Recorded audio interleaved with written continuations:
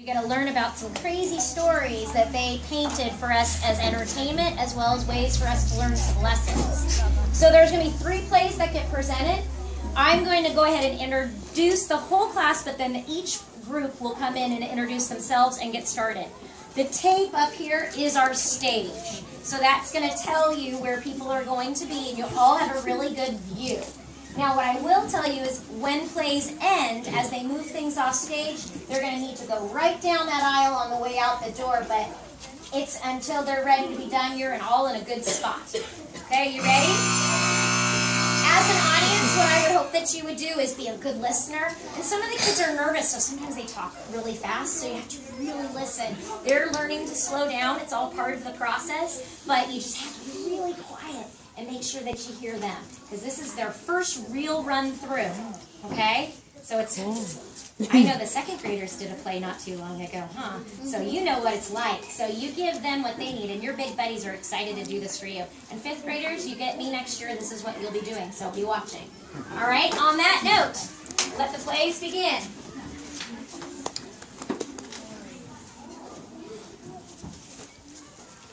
Our play is the story of Echo and Narcissus, and so that in this myth lives the chatty forest sprite and the self-centered young man meet in the heart of the forest.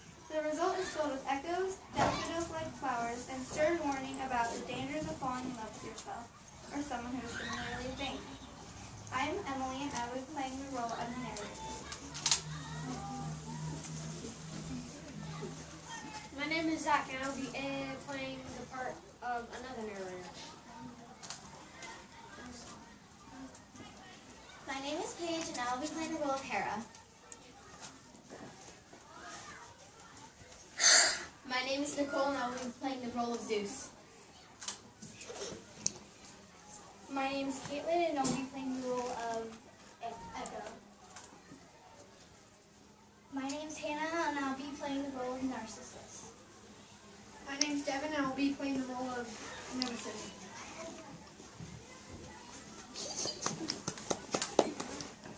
On Mount Olympus, home of the gods, Zeus and Hera were having a very heated conversation about one of their forest sprites, or fairies. As a being as near as possible as a god, we still have more powers than the average human. I just can't take it anymore. Something's got to be done. Have you tried to talk to her about it? Talk to her? That's the whole problem.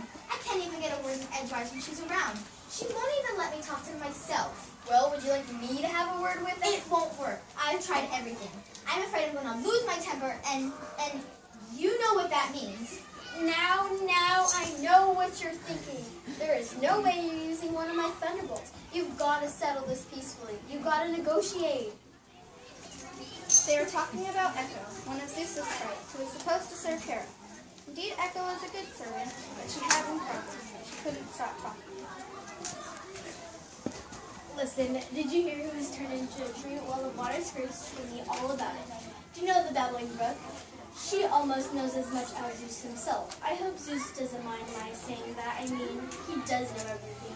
Where was I? Oh yes, being turned into a tree, but not any ordinary tree. Echo talked to Hera about everything. The other sprites, the gods, or the silly things Mom did or didn't do. Hera tried to be polite at first, but then her neck started getting tired from having to nod so much. She found herself wasting valuable time where she could be doing godlike things, just listening to Echo. Hera tried talking to Echo. Excuse me, Echo, if I could interrupt. Excuse me. Oh, my queen, did you want to say something? Yes, well, it's about your talking. You know, you do go on sometimes. Do I? I guess I do.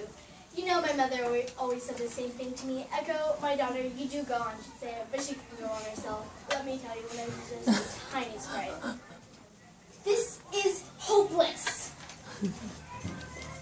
Seeing to talk isn't cheap. And the rest of it, Hera had put up with the long-winded chatter for a long time, but one day her patience ran out. Where's my husband? Where's Zeus? There's an emergency about to happen and I can't find him. He better not be lazing around. Has anybody seen him? I've seen him. Echo has seen her boss. In fact, flirting with some of her fellow sprites. She knew she could were away from that, but she kept trying away to reduce Everybody has to take a break and relax now and again, even if Zeus is supposed to be all times alive. Just tell me where. Attic has been was so serious all the time that he made him so sick. Let me tell you.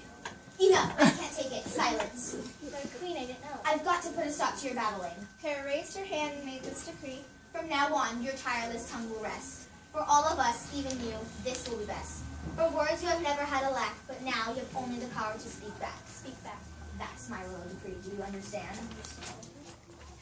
For the rest of the time, Echo only had the power to speak the last words that were said, or the words that she was bound to do. Scene 3, meeting Mr. Long. As you can imagine, Scene. sorry, scene. Scene change.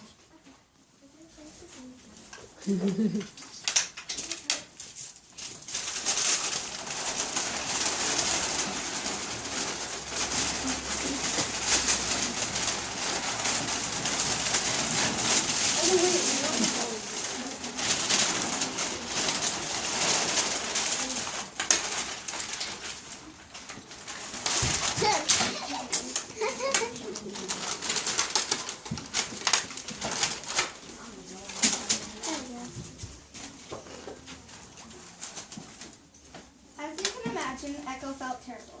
All of her feelings bottled up inside her. Now, isn't it wonderful? So peaceful and quiet.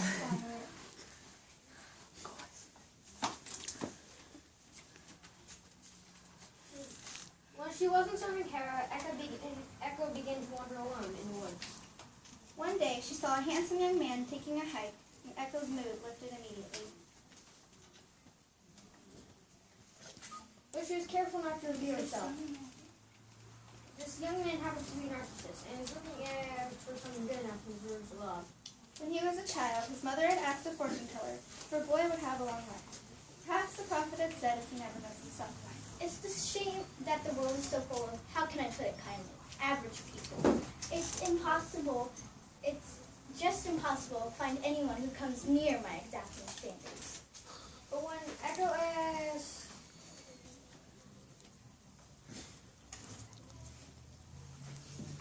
Narcissus had been told by so many people they were good looking, and they only cared about one person, herself. But when Echo saw him, she fell hopelessly in love. She followed carefully behind him, but was careful not to reveal herself. Hello, is there someone here? Here. Well, show yourself. Show yourself. Please come out of hiding. I want to meet you. Meet you. I'm gonna leave unless you come right now. Right now. As she said those words, she got up her courage and came out from behind the tree where she was hiding. Ran up to Narcissus and tried to hug her. No, stop. I'm not interested in getting a forest sprite. As a matter of fact, I'd rather die than be in love with you. In love with you. Please just leave me alone. Narcissus ran away, leaving Echo all alone.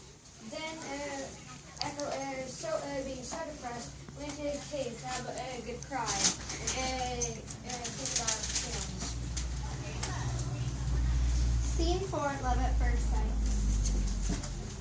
Although Echo had a broken heart, she never lost her love for the handsome Narcissus. But guys, during the scene, didn't Echo so famous as Narcissus? This happens to be Nemesis, the god of chaos, a form of justice. She's the one who's famous for settling scores. It's about time that Narcissus gets a taste of his own medicine. I'll see to it that he falls in love with someone who's always dressed outside of his reach.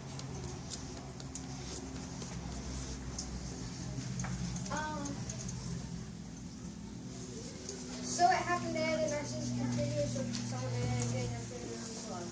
But yeah, it found it to be a very hard search.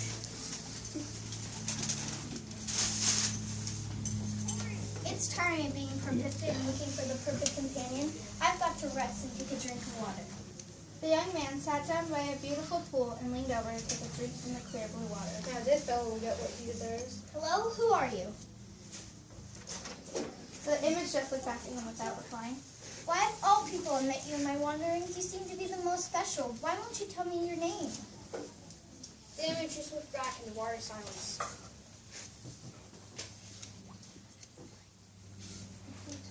I feel terrible. Something's come over me that I've never felt before. I feel rejected. With that, Narcissus started to feel very, very sorry for himself. A few tears started to roll down his cheeks and into the pond onto his reflection. The tears caused the image to ripple away and fade. No, please don't go away. Stay, I beg you. In a moment, the image returned. Oh, thank you. I knew you cared about me. You don't know how many horrible people I had to talk to before I met you. Some of the sprites felt badly for Echo. They went to her cave to try and cheer her up and told her about the odd young man who had fallen in love with his own image. Echo went out to laugh at this pitiful creature, but realized it was Narcissus. Echo decided to watch over Narcissus. Her voice repeated. I promise I'll never leave you. Never leave you. I'll never move from this spot. From this spot.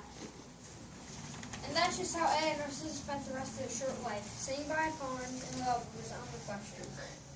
And as for Echo, In the spot where the young man had spent his last few days grew a beautiful flower in springtime, which now bears his name, the Narcissus. And Echo, listen hard and you may be able to hear her as someone speaks loudly enough. The